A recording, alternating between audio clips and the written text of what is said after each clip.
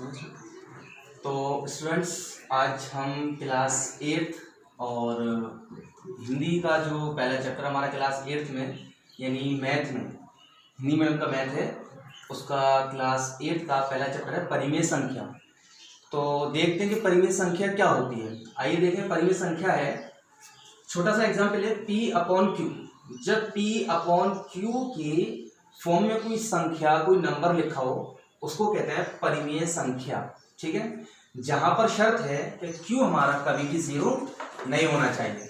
Example देखिए, 2/3 यानी 2/3, 4/5, 100/200 etcetera. और भी हो सकते हैं, 0/1 भी हो सकता है, 0/2 भी हो सकता है। ये सब परिमेय संख्या होती है। लेकिन अगर हमने 1/0 लिख दिया, ये कभी भी परिमेय संख्या नहीं होगा, क्योंकि हमने यहाँ पर कहा है P/Q में Q यानी जो हर है हमारा, जो डिनोमिनेटर है, कभी भी 0 नहीं होगा।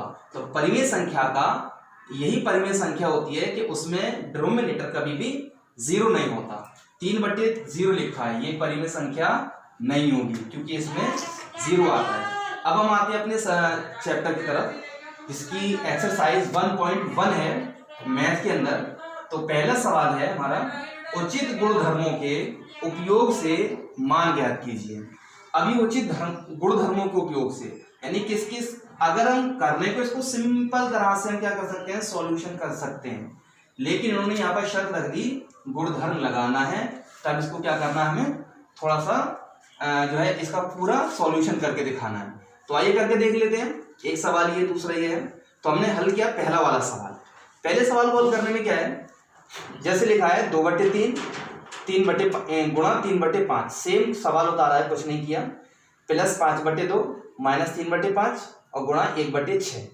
अब मैंने क्या किया, 2/3 और 3/5 ये एक पद माना जाता है, क्योंकि गुणा होने के बाद ये एक ही बन जाएगा।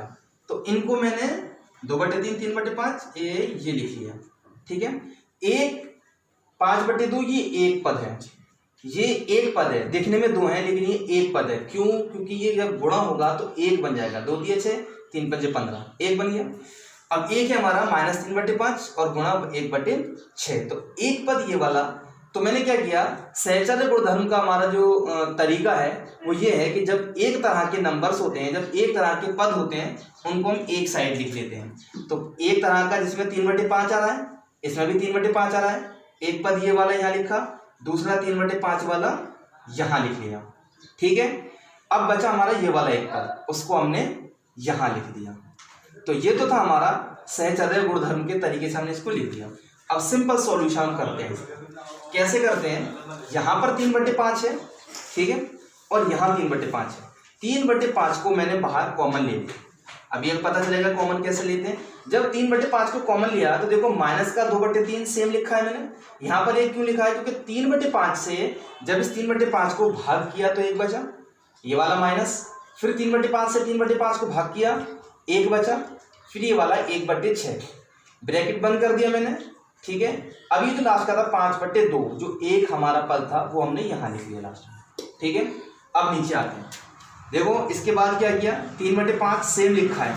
अभी हम क्या करेंगे, जो ब्रैकेट के अंदर है इसका सॉल्यूशन कंप्लीट करना है। तो माइनस का 2/3 माइनस का 1/6 प्लस 5/2, इसको निकल देखो, 2 एक कम माइनस का 2 और 3 का 3, माइनस का निशान, 1 एक कम 1, 6 का 6, तो इतना आ गया। अब हम क्या करते हैं, 3/5 ऐसे लिखा हमने, इन दोनों को लासा लेके एलसीएम लिया मैंने, तो 6 आया। एलसीएम लेके जब जो हम करते चले आए हैं अब तक, जिस तरह से प्लस माइनस करते हैं वो किया, तो 4 देखो, 3 से करा 2 बार, 2 दूनी 4, माइनस का माइनस, 6 से करा 1, 1 एकम 1, माइनस का माइनस, माइनस माइनस ये दोनों प्लस हो जाएगा। ठीक है, इसका ब्रैकेट बंद कर दिया। जो 5/2 हमारा बात का था बाद में चल रहा है। मैंने कहा था अभी हम इसमें से सिर्फ ब्रैकेट वाले को ही क्या कर रहे हैं, जो है सम कर रहे हैं, उसी को सॉल्यूशन कर रहे हैं। अब इधर आ जाइए, यहाँ के बाद ये जैसे 3/5 है, ठीक है, 3/5 माइनस का 5/6 कहाँ से आया, ये वाला जो था -4 -1, माइनस माइनस प्लस।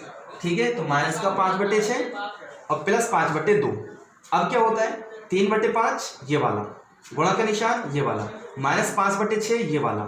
3 से 6 को मैंने 2 बार काट दिया, 3 एकम 3, 3 दूनी 6, 5 से 5 खत्म हो गया, यहाँ बचा माइनस का 1, ठीक है, यहाँ बचा 2 प्लस 5/2 जो हमारा चल रहा था साथ में, ठीक है।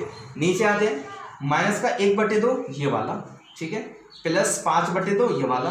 अब क्या किया मैंने इसको, क्योंकि मेरा हर समान है तो ये रहेगा 2 मेरे पास, माइनस का 1 और प्लस 5 जोड़ूंगा तो 5 में से 1 को हम घटा देंगे, जब घटाएंगे 4/2, और जब इसको हम यहाँ से कैंसिल कर देंगे तो आएगा आंसर 2।